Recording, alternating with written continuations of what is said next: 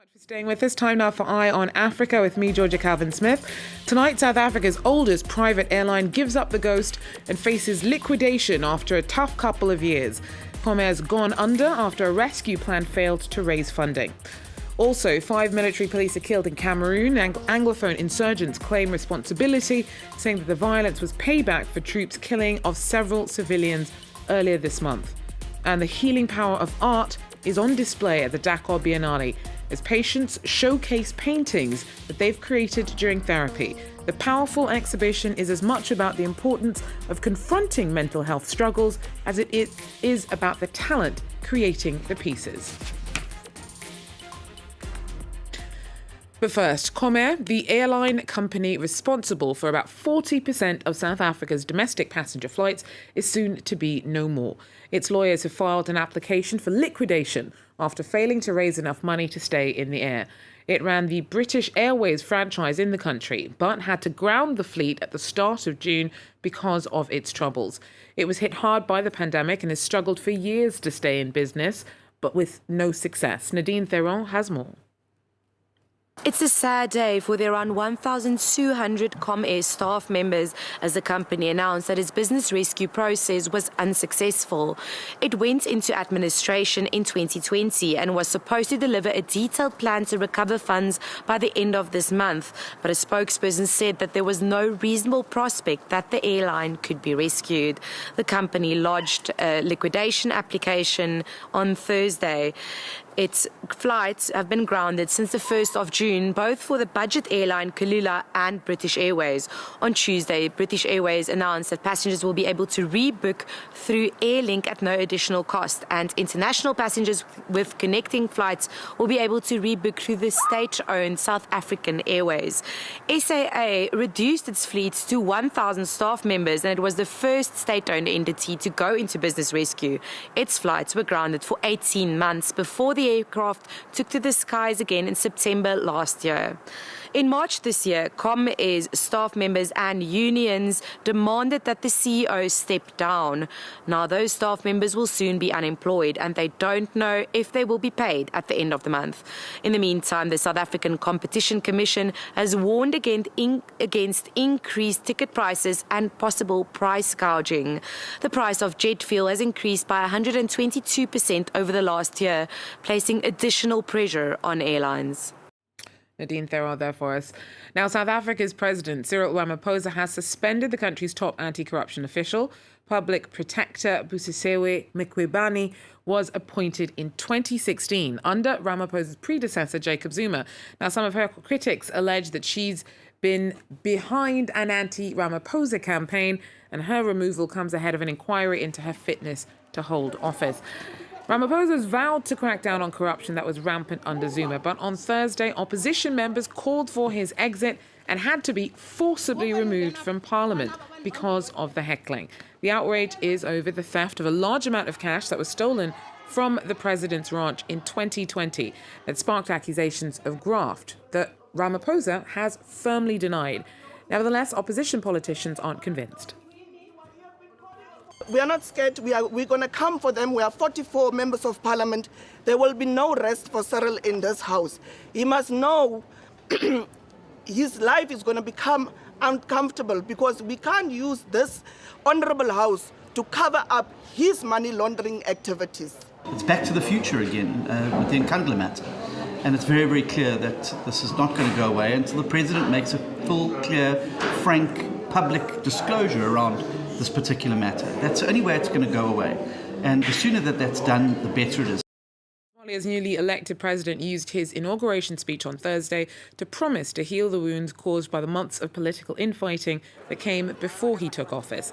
Hassan Sheikh Mohammed is the first Somali leader to win a second term and has vowed to foster stability and focus efforts on tackling devastating drought and an extremist insurgency in his country.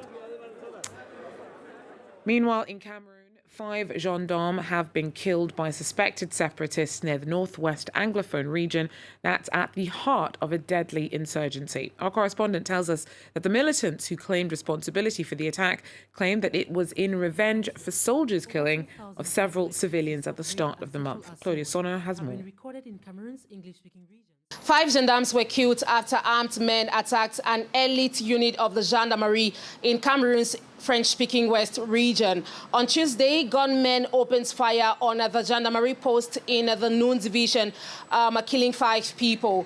2 survivors are reportedly in very critical condition in a nearby hospital. In a video later released on social media, a separatist militia leader, popularly known as General No Pity, claimed responsibility for the raid. According to the self-styled general, the attack was in response to the army's killing of 9 civilians in the Menchum division of the English-speaking Northwest region on the 1st of June. Now, this is the second time that secessionists have attacked the town of Koptamo. It is on the border between the English-speaking Northwest region and the French-speaking West region of the country. In March 2020, heavily armed militiamen from the Northwest region attacked gendarmerie and police stations in Galim. 8 officers and civilians were killed in that attack. Well, according to Human Rights Watch, at least 4,000 civilians have been killed in the English-speaking Northwest and Southwest regions of Cameroon by both security forces and separatist militia since late 2016. But in the meantime, it is still not clear how many Cameroonian troops have been killed in the Anglophone region since the separatist insurgency began. Claudia Sono there for us. Now, in Tunisia, judges say that they will extend their strike into a second week if President Kais Saied does not cancel a decree that fired dozens of them. 57 were sacked on June 1st after the leader accused them of corruption and other crimes. Since Monday, court cases have ground to a halt as members of the judiciary demonstrated against the executive interference. Our correspondent sent us this report.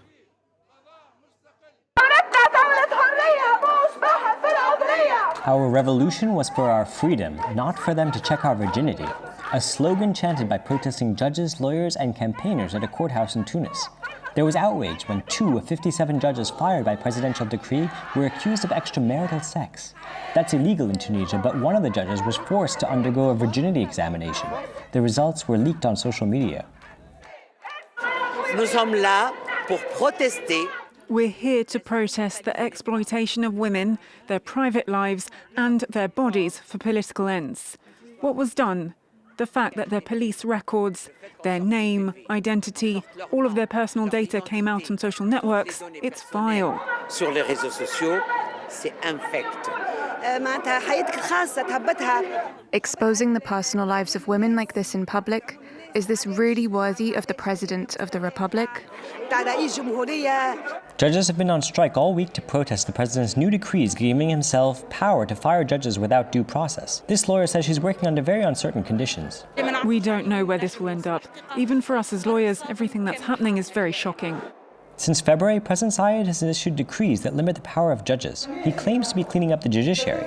Judges accuse him of executive overreach and say going on strike is their last line of defense. On Monday, some staged a sit-in at the courthouse. If we let the executive take control over judicial powers and the justice system, it's like going back to the period before 2011, when the judiciary was used to eliminate political opponents. For now, judges plan to continue their protests until Friday, but the showdown is likely to continue. President Kais Saied has demanded the Ministry of Justice deduct from the salary of striking judges.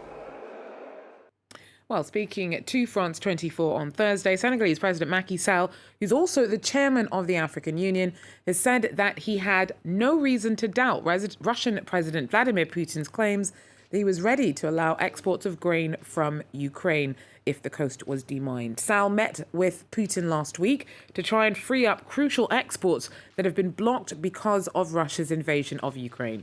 Sall said that he doesn't need to agree with the Kremlin's actions to negotiate for a solution to the food crisis in Africa that's been caused by the conflict. I made a statement just after the invasion of Ukraine to say that Ukraine had the right to its sovereignty. Just because I speak with President Putin does not mean I support his policy. I'm talking to him because we have a serious problem with food supply. Grain from Ukraine is not arriving or being exported. It's my duty to remind President Putin to work with the United Nations to solve this grain crisis. Well, staff at a psychiatric clinic in Senegal have got patients who've turned to art to help with their recovery, to showcase their work at the Dakar Art Biennale. The unique exhibition showcases artists' talent, but also encourages visitors to confront the often taboo topic of mental health and consider the bravery that it takes to get help. Laurent Berstecker with more. After suffering from a burnout in 2013, Ibrahim Salif Diop sought help at a mental health clinic. Since getting out, the young man has been visiting regularly to take part in weekly art therapy sessions. He says painting helps him deal with his emotions and focus his energy in a positive way. I used to have a lot of things going through my mind, and the act of painting helped push out a lot of negative energy. Like Salif, many mental health patients have found solace and peace of mind in art therapy. Since 2005, the Moussa Diop Psychiatric Clinic even holds a yearly exhibition during the Dakar Art Biennale. A way for patients to showcase their work, but also to spark a conversation about mental health, a topic which largely remains taboo in Senegal. As soon as people know you've been hospitalized, they don't trust you. I took my medicine, I'm doing much better. But trying to reintegrate into society, it's not easy. For us, the Biennale is a window. It's a window that allows us to show that psychiatry doesn't mean crazy. A relatively new discipline, art therapy has expanded rapidly in Senegal over the past decade. A way to stimulate creativity, to boost self-confidence, and to challenge the enduring stigma around mental health.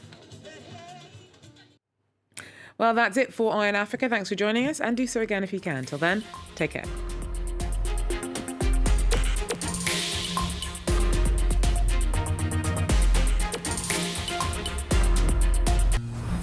"20 years after the end of the civil war, Angola is struggling to move on.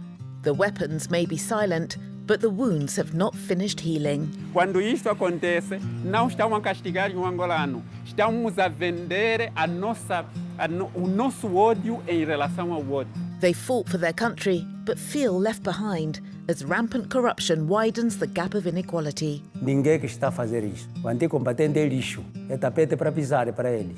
But a new generation of activists appears poised to pick up the flame, demanding yet again. Para mim, viver em paz seria viver numa sociedade com justiça. Revisiting Angola on France 24 and France24.com.